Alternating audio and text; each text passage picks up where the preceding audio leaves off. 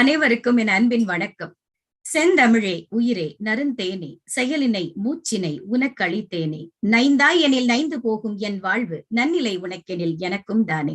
அன்னை தமிழை வணங்கி திருவள்ளூர் ஸ்பார்டன்ஸ் ரோட்டரி சங்கம் மற்றும் திருவண்ணாமலை லைட் சிட்டி ரோட்டரி சங்கம் இணைந்து நடத்தக்கூடிய இந்த 100 நாள் தொடர் இணையவழி ரோட்டரி பெண்கள் திருவிழாவில் எனக்கும் ஒரு வாய்ப்பு வழங்கி அழைத்தமைக்கு உங்கள் அனைவருக்கும் என் நெஞ்சார்ந்த நன்றிகளும் வணக்கங்கள். இங்கே களத்தில் இருக்கக்கூடிய அத்துணை நல்ல நெஞ்சங்களுக்கும் என்னுடைய பணிவான வணக்கத்தை சொல்லிக் கொள்கிறேன். ரொம்ப அழகாக இருக்கு. இது என்னுடைய முதல் முறை உங்களோடு இப்படி இணைவது. திருக்குறளில் ஆரம்பித்து அந்த குழந்தை தன்னுடைய விருப்ப பாடலை ரொம்ப அழகா பாடினாங்க. அடுத்து இந்த விழாவை ரொம்ப அழகாக ஒருங்கிணைத்து கொண்டு போய் கொண்டிருக்கக்கூடிய அனுகிரகா அவர்களுக்கு என்னுடைய சிறப்பான வாழ்த்து. அடுத்து இந்த நிகழ்ச்சிகளை எல்லாம் ஒருங்கிணைக்கக்கூடிய ரொசிட்டா அவர்களுக்கும், எனக்கு முன்னால் பேசிய டாக்டர் சபிதா ரொம்ப நல்லா பேசினாங்க. சரி, அவங்க பேசிட்டாங்க, நான் நினைச்சதெல்லாம் அவங்களே சொல்லிட்டாங்க, அப்ப நான் கிளம்புறேன் அப்படின்னு சொல்லிட்டு நான் போயிருந்திருக்கணும். சரி, இருந்தாலும் ஒரு கூப்பிட்ட மரியாதைக்காக நம்மளும் ஏதாவது பேசுவோம் அப்படின்னு தான் நான் இங்க உட்கார்ந்துருக்கேன். ஏன்னா அவ்வளவு சிறப்பான ஒரு பொழிவு. 13 things not to do அப்படிங்கறத பத்தி ரொம்ப அழகா சொன்னாங்க. இந்த மன அழுத்தத்தை பத்தி எல்லாம் நிறைய சொல்லிட்டு இருக்கும் பொழுது நான் இந்த என்னுடைய கட்டுரை புத்தகம் மனம் ஒரு மாயக்காரன் வரக்கூடிய மே 8ஆம் தேதி ரிலீஸ் ஆக போகுது. அதுல ஒரு கட்டுரையில் நான் குறிப்பிட்டிருப்பேன், நேர்த்தி கடனா நேர் விருப்பமாங்க அப்படின்னு கேட்டிருப்பேன். ஏன்னா அவங்க ஒரு வார்த்தை சொல்லும் போது எனக்கு அதுதான் சிரிப்பா வந்தது. ஏன்னா நம்ம பார்க்க வரவங்க குழந்தை இல்லைன்னா உடனே அவங்களே ஃப்ரீ அட்வைஸ் கொடுப்பாங்க. நான் உனக்காக மாங்காடு அம்மனுக்கு வேண்டியிருக்கேன், நான் இருக்கிறது இங்க அமெரிக்கால, அவங்களா சொல்லிட்டு போவாங்க, போற போக்குல அள்ளி விட்டு போவாங்க. நீ என்ன பண்ற, அந்த மாங்காடு கோயில நான் உனக்காக வேண்டியிருக்கேன், பூஜை பண்ணிருமா, நான் இங்க பண்ணிருக்கேன் அங்க பண்ணிருக்கேன், என்கிட்ட கேட்கறது இல்லையா, இதை பத்தி எல்லாம் என்கிட்ட சொல்றது இல்லையா, நீங்களா சொல்லிட்டு போறீங்க போற போக்குல. நான் நினைச்ச காலங்கள் நிறைய உண்டு. அதெல்லாம் அவர்கள் சொல்லும் பொழுது எனக்கு ஒரு நினைவலைகள் மோதி சென்றது அப்படின்னு தான் நான் சொல்லணும். இன்னைக்கு நான் எடுத்துக்கொண்ட தலைப்பு, நான் ரொம்பலாம் உங்களை போர் அடிக்க மாட்டேன், யாரும் கவலைப்பட வேண்டாம், ஓடி போயிடாதீங்க. ஊரடங்கு காலத்தில் பெண்களின் நிலைப்பாடு அப்படின்னு நான் ஒரு தலைப்பை கொடுத்தேன். என்ன காரணம்னு கேட்டீங்கன்னா, அதாவது அடுப்பூதும் பெண்களுக்கு படிப்பதற்கு அப்படின்லாம் கேட்ட காலம்லாம் போய் இன்னைக்கு பாருங்களேன், பின்புலத்தில் தான் ஆண்கள் இருந்து இயக்கி கொண்டிருக்கிறார்கள் அப்படின்னு சொல்லணும். மற்றபடி இங்க முழுக்க முழுக்க நடத்திட்டு இருக்கிறது பெண்கள் தான். அதுவே எனக்கு ஒரு பெருமையா இருக்கு. அந்த பெண்களுக்கு ஒரு முன்னிலை கொடுத்து நடத்தி கொண்டிருக்கும் ஆண்களுக்கும் என்னுடைய சிறப்பு வணக்கத்தை சொல்றேன். இந்த இணைய வழியில இந்த ஊரடங்கு காலத்துல எவ்வளவோ சாதனைகள். இப்போ உதாரணத்துக்கு யூடியூப்னாலே ஒரு சமையல் அப்படித்தான் எல்லாரும் செஞ்சுட்டு இருப்பாங்க. இப்ப என்ன நடக்குது யூடியூப்லன்னு பாத்தீங்கன்னா, இப்போ சபிதா அவர்கள் பேசின மாதிரி நிறைய பெண்கள் தன்னுடைய கவிதை கட்டுரை தனக்காக ஒரு யூடியூப் களத்தை அமைச்சு இப்ப எங்க பார்த்தாலும் யூடியூப், எதுல பார்த்தாலும் யூடியூப்ங்கிற மாதிரி பெண்கள் முன்னுக்கு வந்துட்டே இருக்காங்க. இப்ப உதாரணத்துக்கு பேசும் கதைகள் நிறைய, அதாவது மறக்கப்பட்ட பல நல்ல நாவல்களை எல்லாம் ஆடியோ புக்ஸ்ன்னு சொல்லுவோம் இல்லையா, பேசும் கதைகளாக கொண்டு வராங்க. நான் கூட லாலிபாப் சிறுவர் உலகத்துல நிர்வாகியா இருக்கிறேன். கன்னிக்கோவில் ராஜா அவர்களுடைய கதைகள் பாடல்கள் இது எல்லாத்தையும் ஆடியோ வடிவத்துல பதிவு செய்யறோம். குழந்தைகள் கிட்ட நல்ல வரவேற்பு. ஏன்னா ஒரு புத்தகத்தை கொடுத்து படிமான்னு சொன்னா கையில வச்சிட்டு இருப்பாங்க, அதை எவ்வளவு ஆர்வமா படிப்பாங்கன்னு நமக்கு தெரியாது. அதுவே நான் பார்த்திபன் கனவு, கல்கியின் பார்த்திபன் கனவு ஆடியோ பதிவா செஞ்சுட்டு வரேன். நிறைய நண்பர்கள் கிட்ட இருந்து நல்ல வரவேற்பு. என்ன சொன்னாங்கன்னா, நாங்க சமையல் செஞ்சுட்டு இருந்தா கூட அது பாட்டுக்கு ஓடிட்டு இருக்கு, நாங்க பாட்டுக்கு வேலை, இதுவே புத்தகத்தை கையில கொடுத்தா எவ்வளவு நேரம் எங்களால படிக்க முடியும்னு சொல்ல முடியாது அப்படின்னு சொன்னாங்க. சோ அந்த விதத்துல நிறைய பெண்கள் நிறைய சாதிச்சுட்டு வரோம். இப்போ இன்னொரு விஷயம் நான் கவனிச்சது, இந்த ஊரடங்கு காலத்துல முன்னெல்லாம் பணம் இல்ல, என்னால புத்தகம் நான் நிறைய எழுதியிருக்கேங்க, ஆனா அதெல்லாம் பயங்கரமா செலவாகும், அதனால நான் போடுறதே இல்லைன்னு. இப்போ இந்த இது சொல்லுவாங்கல்ல, இன்ஸ்டன்ட் நூடுல்ஸ் மாதிரி, பணம் இல்லையா கவலைப்பட வேணாம், அமேசான் கிண்டல்ல நீங்க ஒரே கிளிக் உடனே புக்க போட்டுருங்கிற மாதிரி எத்தனையோ விடயங்கள். இப்ப அமேசான் கிண்டல்ல பார்த்தா எனக்கு தெரிஞ்ச தோழியர்கள் நிறைய பேரு கவிதை புத்தகம் கட்டுரை புத்தகம் நிறைய போட்டுட்டு வராங்க. அடுத்ததா குழந்தைகள் சார்ந்து இப்ப கூட பாருங்களேன், குழந்தைகளை நீங்க முன்னிலைப்படுத்துனீங்க இந்த நிகழ்ச்சியில, அது எனக்கு ரொம்ப மனசுக்கு ஒரு நிறைவை கொடுத்துச்சு. ஏன்னா குழந்தையும் தெய்வமும் ஒண்ணுன்னு சொல்லுவாங்க. அவங்களுடைய ஆர்வம், அவங்க பேசுறது கேட்டா நம்ம கேட்டுட்டே இருக்கலாம். நமக்கு தெரியாத பல விடயங்கள் அவங்களுக்கு தெரியுங்கிறது தான் இங்க உண்மையான விஷயம். ஏன்னா இப்ப என் பொண்ணு கிட்ட இருந்து நான் டெக்னாலஜிலாம் நிறைய அவகிட்ட இருந்து தான் கத்துக்கிறேன் நானு. அப்படி ஒரு என்ன சொல்றது, அந்த குழந்தைகளை சார்ந்து நிறைய பெண்கள் நிறைய செஞ்சுட்டு இருக்கீங்க. அதாவது அவங்களுக்கு ஒரு வேலைப்பாடுகள் பத்தி, கைவேலை பத்தி சொல்லி கொடுக்கறது, ஆன்லைன் வகுப்புகள் எடுக்கிறது, வீட்டுக்குள்ள இருந்துகிட்டே இந்த விந்தை உலகத்தை ஆட்சி செஞ்சுட்டு இருக்கோம் அப்படின்னு தான் சொல்லணும். இப்போ ரஷ்யா உக்ரைன் போர் கூட நடந்துச்சு. இந்த அகதிகள் அப்படிங்கிற அந்த வார்த்தையை கேட்கும் பொழுது பெண்களுக்கு எப்பவுமே முன்னிலை கொடுக்கறது கிடையாது. ஒரு செய்தித்தாளா இருந்தா கூட அவர்கள் எல்லாரும் படித்து முடிச்சுட்டு கடைசியிலதான் அந்த வீட்டு பெண்ணுக்கு கையிலே கிடைக்கும். ஏன்னா நீ படிச்சு என்ன செய்ய போற, நீ தெரிஞ்சு என்ன செய்ய போற அப்படின்னு தான் ஒரு அலட்சிய போக்கு இருக்கும். ஆனா இப்ப அப்படி கிடையாது.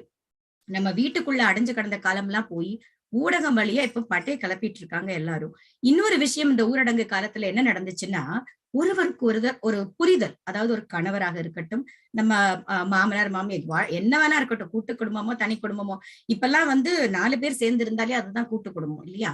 சோ ஒரு கணவர், 2 குழந்தை, அந்த மனைவி, அவங்களுக்குள்ளேயே ஏழ்ற நிறைய இருக்கும், நிறைய பிரச்சனைகள் இருக்கும். இந்த ஊரடங்கு காலத்துல அந்த கணவருக்கு காலங்கத்துல அவர் பாட்டுக்கு வேலை கிளம்பி போயிருவாப்ல, நம்ம பட்டைய கிளம்பி போயிருவாரு. இந்த பிள்ளை வீட்டுல என்ன செய்யுது ஒரு ஐடியாவும் இருக்காது. சாயங்காலம் வந்த உடனே வீடு என் குப்பையா இருக்கு, பிள்ளைய ஹோம்ஒர்க் பண்ணல, அதையே சாப்பிடல, இந்த இது கேட்டனே ஏன் செய்யல, 1008 கேள்விகள் தான் இருக்குமே தவிர, காலையில இருந்து அவ என்ன செஞ்சா, அவ சாப்பிட்டாளா, அவளுக்கு தேவையான எதையாவது செஞ்சாளான்னு வந்து எத்தனை கணவர்கள் நினைக்கிறாங்க இங்க. நான் கணவர்கள் எல்லாரையும் குறை சொல்லல, அந்த சூழல் இப்ப மாறி இருக்குன்னு சொல்ல வரேன். இந்த ஊரடங்கு காலத்துல கூடயே இருந்து பாக்குறாங்கல்ல, ஆத்தாடி இம்புட்டு வேலையை அந்த பிள்ளை பாக்குது அப்படிங்கிற மாதிரி கணவர்களுக்கெல்லாம் ஒரு ஒரு அவங்கள பத்தி ஒரு புரிதல், ஒரு மரியாதை மனைவிகள் மேல வருது. இப்ப நிறைய கணவர்கள் வந்து, நான் கொஞ்சம் செய்யறேம்மா, நான் கொஞ்சம் இந்த வேலையெல்லாம் பாக்குறேன், நீ போ, நீ வேற ஏதாவது செய் அப்படின்னு கணவர்களே அவர்களுக்கு வாய்ப்புகளை ஏற்படுத்தி தராங்க. அதுதான் உண்மை. எத்தனையோ பேச்சாளர்கள், எழுத்தாளர்கள்லாம் அந்த சொல்லுவாங்கல்ல, ஒரு கண்ணாடி மேல தூசி படிஞ்சிருக்கிற மாதிரி நிறைய பெண்கள், வெறும் சமையலுக்காகவா நம்ம பிறந்திருக்கோம், நம்ம திறமைகள் எல்லாமும் அந்த தூசியை தொடச்ச மாதிரி இந்த ஊரடங்கு காலத்துல எவ்வளவு துக்க சம்பவங்கள் நடந்தா கூட நம்மளுடைய திறமைகள் எல்லாம் ஒரு குண்டிலிட்ட ஒரு தீபம் மாதிரி சுடர் விட்டு எரியுதுன்னு தான் நான் சொல்லுவேன். அப்படி அந்த மாதிரியான நிலைகள் தான் இன்னைக்கு இங்கே நான் பாக்குறேன். அடுத்ததாக நான் சொல்ல நினைச்சது, ஒரு குழந்தைகளுக்குமே நம்ம மேல ஒரு மரியாதை, ஒரு மதிப்பு. அம்மா இவ்வளவு வேலை செய்யறாங்க, இவ்வளவு நாள நம்ம அவங்களும் வீட்டுல இருந்தானே படிக்கிறாங்க, அப்ப நம்ம என்னென்ன செஞ்சுக்கிட்டு இருக்கோம். இதுல பாதி பெண்கள் வேலைக்கும் போயிட்டு நம்ம வேலைகளை செஞ்சுட்டு இருக்கோம். இப்ப என்னைய உதாரணத்துக்கு எடுத்துக்கோங்களேன், 15 வருஷமா நானும் எழுதினேங்க. கவிதை எழுதி எழுதி நானே வச்சுக்கிறது, இல்லைன்னா முகநூல்ல போடுவேன், பிளாக்ல போடுவேன், அதோட சரி. என்னுடைய நண்பர்கள் எல்லாம் நீ ஏன் புத்தகமா போடக்கூடாதுன்னா எனக்கு சரியான வழிகாட்டுதல் இல்ல. அதுக்கப்புறம் இன்னொரு சந்தேகம் எனக்கு, நான் எழுதி யார் படிக்க போறா அப்படின்னு சொல்லி ஒரு பெரிய ஒரு கேள்விக்குறி எனக்குள்ள இருந்தது. இந்த 3 வருஷத்துல எப்பேற்பட்ட மாற்றங்கள்னு பாத்தீங்கன்னா, 5 புத்தகங்கள் என்னுடைய தனிப்பட்ட நூல் வெளியாகுது. 4 வெளியாகி இருக்கு. 5வது நூல் மனம் ஒரு மாயக்காரன், கட்டுரை தொகுப்பு வெளியாக போகுது. இது தவிர தொகுப்பு நூல்களே வந்து ஒரு 8 நூல்களுக்கு மேல. எனக்கே ஆச்சரியமா இருக்கு, இது எப்படி நடந்தது அப்படின்னா, முதல் நூல் என்னுடைய கவிதை தொகுப்பு 100 கவிதைகள் அடங்கியது நான் போட்டேன். மணிவாசகர் பதிப்பகம், குரல்மணி தாமோதரன் ஐயாவுக்கு இந்த நேரத்துல நன்றி சொல்லணும். அவருக்கும் கன்னிக்கோவில் ராஜா சார் அவங்களுக்கும். அவங்கதான் வந்து, எங்க இவ்வளவு அழகா எழுதுறீங்க, ஒரு புத்தகம் போடுங்க போடுங்கன்னு என்னை வந்து உற்சாகப்படுத்தி போட வச்சாங்க. இப்ப எனக்கு மேல எனக்கு ஒரு ஓகே நல்லதான் எழுதுறோம் போல இருக்கு, கொஞ்சம் சுமாராத்தான் எழுதுறோம்னு நமக்குள்ளேயே ஒரு நம்பிக்கை விதை. இது வந்து இந்த கொரோனா காலத்துலதான் எனக்கு நடந்தது. என்ன பொறுத்த வரைக்கும் பெண்கள் கிட்ட நான் என்ன சொல்லுவேன்னா, என்னோட தோழிகள் எல்லாம் கேட்பாங்க, வேலைக்கும் போற, வீட்லயும் வந்து எனக்கு தோட்டக்கலை எல்லாம் ரொம்ப விருப்பம். எனக்கு எப்படின்னா, காலையில கண்ணு முழிச்சதும் ஒரு பச்சை பசையில் ஒரு செடி இல்ல ஒரு பூவை பார்த்தா எனக்கு அன்னைக்கு நாள் ஃபுல்லா சிறப்பா இருக்கும். என்ன இயற்கையை தான் நான் இறைவனாக பாக்குறேன். அந்த இயற்கை கூட நான் இப்ப வாக்கிங் போகும்போதெல்லாம் பாத்தீங்கன்னா, இருக்க வழியில இருக்கிற செடி கொடிகள் கிட்ட எல்லாம் பேசிட்டு போவேன். கொஞ்சம் லைட்டா அவங்களுக்கு அப்படின்னு கூட நினைக்க தோணும். ஆனா மனுஷங்க கிட்ட பேசுறதை விட இயற்கை கூட பேசுறதை நான் பெரும்பாலும் விரும்புவேன். ஏன்னா நான் வந்து உண்மையிலேயே வந்து, நீங்க நம்புவீங்களோ நம்பலையோ, நம்ம வீட்டுல இருக்க செடிகள் ஏதாவது வாடி போய் இருந்துச்சு, சரியா வளரலைன்னா, என்னம்மா இப்படி செய்யற நீ அப்படின்னு சொல்லி அது கூட பேச்சு கொடுத்தா அது துளிர்த்து வருது.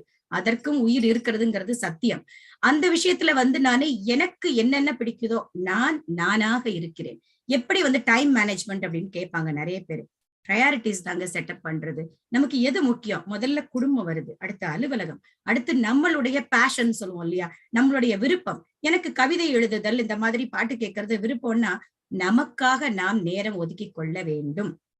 ஒரு காப்பிய போட்டு எத்தனை பெண்கள் ஒரு இடத்துல கால் மேல கால் போட்டு நிம்மதியா குடிச்சிருக்கீங்க உங்க வீட்டுல? அதை நல்லா யோசிச்சு பாருங்க. நம்மளுக்குன்னு ஒரு 10 நிமிஷம் டைம் எடுத்து, எனக்கு காஃபியை நான் நிம்மதியா குடிப்பேன்னு சொல்லி உட்கார்ந்து தைரியமா குடிச்சிருக்கோமா நிறைய பேரு? அச்சிச்சோ பாப்பா கிளம்பிட்டு இருக்கா ஸ்கூலுக்கு, அந்த அவரு கிளம்புறாரு, அவருக்கு லஞ்ச் பேக் பண்ணணும், மத்தியானம் என்ன செய்யணும், இப்படி ஓடிக்கிட்டே இருப்போம். பலமுறை காப்பிகள் சுட வைக்கப்பட்டு குடிக்காமலேயே போன தினங்கள் உண்டு என் வாழ்க்கையிலையும். இப்ப அப்படிலாம் கிடையாது, நான் தெளிவாயிட்டோம்ல, எவ்வளவுதான் அடிக்கிறதுங்கிற மாதிரி. இப்பெல்லாம் எனக்கு காஃபி டைமா ஒரு 10 நிமிஷம் உட்கார்ந்து நிதானமா முன்னாடி பார்த்து செடிகள் எல்லாம் பார்த்து ரசிச்சு காஃபி குடிச்சிட்டு தான் மறுவேளை பாக்குறது. அப்புறம் இன்னொரு ஒரு பேச்சு, ஒரு சொல்லாடல் இருக்கு, அதை நான் இந்த இடத்துல பதிவு செய்ய விரும்புறேன். பெண்ணுக்கு பெண்ணே எதிரி அப்படின்னு போற போக்குல அள்ளி விட்டு போவாங்க. அப்படி கிடையவே கிடையாதுங்க. எத்தனையோ தோழமைகள் இந்த ஊரடங்கு காலத்திலையும் சரி, என் வாழ்க்கையிலும் ஒரு என் மேல உண்மையிலே வந்து ஒரு என்னுடைய நல விரும்பிகளாக இருக்கக்கூடியதுல பெண் தோழியர் நிறைய உண்டு. நான் வந்து என்ன சொத்து இந்த அமெரிக்கால இங்க 25 வருஷமா இருக்கேன். சொத்துன்னு பெருசா நான் என்ன சம்பாதிச்சேன்னா சொல்லதை விட உறவுகளை நான் சம்பாதித்தேன் வந்து பெருமையா சொல்லுவேன். அதில் பெண்கள் அதிகம். என்னுடைய முன்னேற்றத்துல வந்து பங்கெடுத்துக்கிட்டு ஊக்கப்படுத்துறது அதே போல அவர்களுக்கும் நான் செய்வேன். பொதுவா நான் என் கூட பழகினவங்களுக்கு தெரியும், இந்த அக்கா, தங்கச்சி, அம்மா இதெல்லாம் எனக்கு பிடிக்கவே பிடிக்காது. தோழின்னு சொல்லுங்க, ஏன்னா தோழி தான் கடைசி வரைக்கும் தோள் கொடுப்பான்னு இன்னைக்கு வரைக்கும் நான் நம்புறேன். அதாவது இன்னொரு விஷயம் நான் கவனிச்சது என்னன்னா, இவங்க சொன்னாங்க, அந்த சபிதா தோழி அதுல குறிப்பிட்டுட்டாங்க ஏற்கனவே, நமக்கு எது வருதோ அதை செய்வோங்க. புளிய பார்த்து பூனை சுட்டு கட்ட மாதிரி அவன் அது செஞ்சுட்டான், நான் அவ 1 போட்டால நான் 5 போடுறேன், அங்கதான் சறுக்குவோம் நம்ம. எனக்கு எது வருதோ அதைத்தான் செய்யணும். நான் சொல்லுவான்ல வடிவேலு படத்துல காமெடியா, நீ புடுங்குறது எல்லாமே வேஸ்டான அணிதாண்டா அப்படின்ற மாதிரி நமக்கு வராது செய்யும் போது என்ன ஆகும், மேல ஏறின வேகத்துல சருன்னு கீழே விழுந்துருவோம். அதுவே நமக்கு வர்றதை செய்யும் பொழுது நமக்கான உச்சத்தை படிப்படியா மேல போவோங்க. ஓவர் நைட்ல ஒபாமா ஆகிறதுக்கு முயற்சி பண்ணக்கூடாது. நமக்கு என்ன வருதோ அதை பொறுமையா செஞ்சு யாரோடும் இங்கு போட்டி வேண்டாம் நமக்கு அப்படிங்கிறது என்னுடைய கருத்து. சில பேரு இந்த பிரச்சனை எங்க வருதுன்னா, அவங்கள மட்டும் பாராட்டுறாங்களே என்ன காரணமா இருக்கும், இதை ரூம் போட்டு யோசிச்சு கடைசியில இவனுக்கு என்ன வருங்கிறதே மறந்துடுவாங்க. அதுதான் இங்க மேட்ரு. அந்த விஷயம் நான் நிறைய பாக்குறேன். என்னை பொறுத்த வரைக்கும் எனக்கு பிடிச்சதை நான் செய்வேன். எனக்கு பிடிக்காது நல்ல உசுப்பேத்தி எல்லாம் விடுவாங்க, ஆனந்தி உங்களால முடியும், நீங்க இதை செய்யுங்கன்னா, வேண்டவே வேண்டாம் சாமி, எனக்கு அதுக்கும் சம்பந்தமே கிடையாது, ஆளை விட்டுருங்க, அது செய்யறதுக்கு என் தோழி ஒருத்தங்க இருக்காங்க ரெக்கமெண்ட் பண்றேன்ருவேன். ஏன்னா எது வருதோ அதை மட்டுமே செய்ய வேண்டும் என்பதுல நான் ரொம்ப தெளிவா இருக்கேன். அதே மாதிரி தீராத தாகம், அதாவது ஒரு நான் சொன்னேன் இல்லையா பேஷன், நேரம் இருக்குன்னு நினைக்கிறேன். பேஷன் சொல்றது, இப்ப கவிதை எழுதுறது பேஷன் எனக்கு, ஒரு நல்ல பாட்டு கேட்கறது, இல்ல ஒரு குட்டி பிள்ளைங்களுக்கு கதை சொல்றது ரொம்ப பிடிக்கும், பாடல் பாடுறது பிடிக்கும் சின்ன பிள்ளைங்களுக்கு. அது மக்கள் தொலைக்காட்சியில கூட திங்கள் முதல் வெள்ளி வரை இங்க ஒளிபரப்பாயிட்டு இருக்கு ராஜா சாருடைய பாடல்கள். அத நான் பாட்டுக்கு எனக்கு பிடிச்சதை செஞ்சுட்டு போயிட்டே இருக்கேன், அவ்வளவுதான். இந்த இணையத்தில் பெண்கள் வந்து இந்த ஊரடங்கு காலத்துல சில பல விஷயங்கள் எல்லாம் நம்ம கேள்விப்பட்டிருப்போம். சில வீட்டுல வந்து கணவர்கள் வந்து பெண்களை வந்து அந்த இலக்கிய உலகத்தோட பயணத்தையே நிறுத்திட்டாங்க. காரணம் என்னன்னா, அது இந்த நேரத்துல எனக்கு ஒரு வருத்தமான விடயமா தான் நான் பதிவு செய்யறேன். ஆத்திச்சுடியில கூட ஔவையார் சொல்லியிருப்பாரு, பாம்புடு பழகேல் அப்படின்னு சொல்லிட்டு. இப்போ உங்க பெண்கள் மனசை தொட்டு சொல்லுங்க, இப்ப இணையத்துல இருந்தாலே எத்தனை பேர் வந்து நமக்கு இன்பாக்ஸ்ல வந்து ஒரு தேவை இல்லாத ஒரு சாட் மாதிரி வந்து பேசுவாங்க.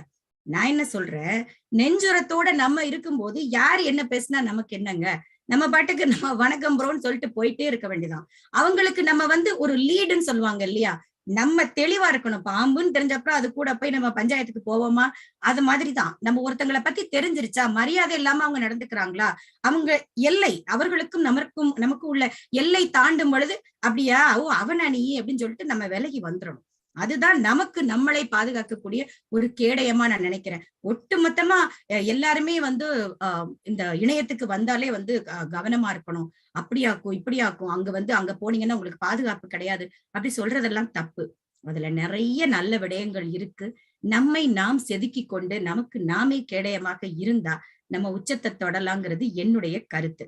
அடுத்ததாக வந்து அன்னப்பறவை மாதிரி சொல்லுவாங்க இல்லையா, அந்த பாலும் அந்த சாதத்துல பாலும் தண்ணியும் சேர்த்தா அது கரெக்டா பிரிஞ்சு அப்சர்வ் பண்ணிருமா. பாலை மட்டும் அந்த சாதம் வந்து அது அன்னப்பறவை இல்ல, சாதத்தை தான் அன்னம்னு சொல்லியிருக்காங்க. அது நிறைய மாற்று கருத்து தவறாக புரிந்து கொள்ளப்பட்டிருக்கிறது.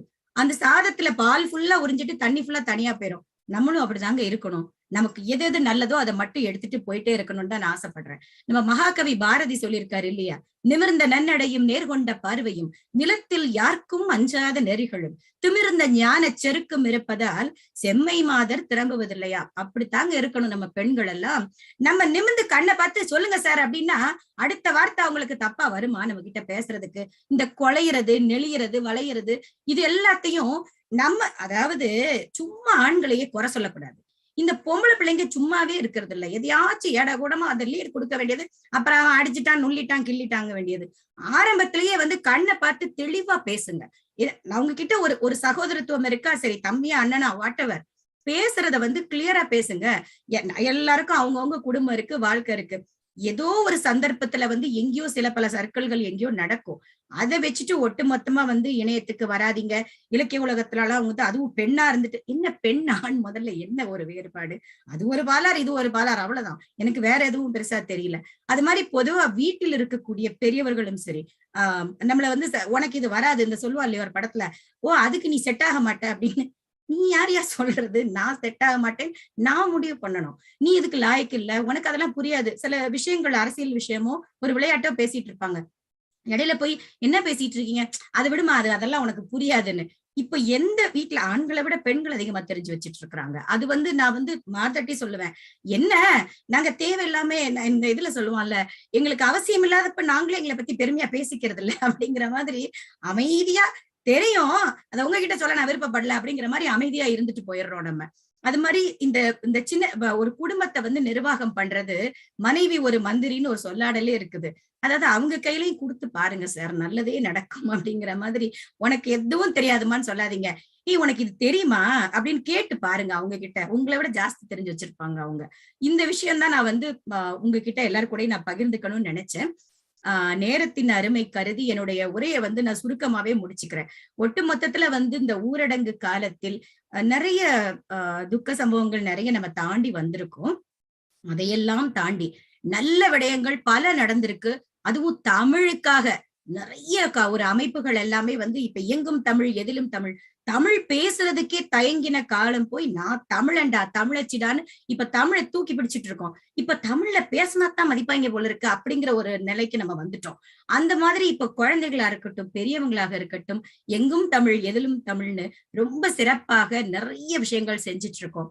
அந்த விதத்துல இந்த அமைப்பில் இருக்கக்கூடிய அத்துணை பெண்களுக்கும் என்னுடைய நெஞ்சார்ந்த வாழ்த்துக்களை சொல்லி, அவர்களை முன்னிறுத்து அதாவது முன்னால் நிறுத்தி அழகு பார்க்கக்கூடிய ஆண்களையும் வாழ்த்தி வணங்கி, இந்த ஒருங்கிணைப்பாளர் மற்றும் இந்த சங்கங்களோட தலைவர், செயலாளர், பொருளாளர், இந்த அமைப்பை சிறப்பாக நடத்தி கொண்டு இருக்கக்கூடிய அத்துணை பேருக்கும், நேரலையில் இதை ஒளிபரப்பி எங்களை மகிழ்ச்சிப்படுத்தி கொண்டிருக்கும் அந்த மகிழ்ச்சி யூடியூப் அவர்களுக்கும் என்னுடைய நன்றியை சொல்லி, இந்த அமைப்பிற்கு என்னை பரிந்துரை செய்த சுனில் அவர்களுக்கும் நந்தா அவர்களுக்கும் என்னுடைய நெஞ்சார்ந்த நன்றி.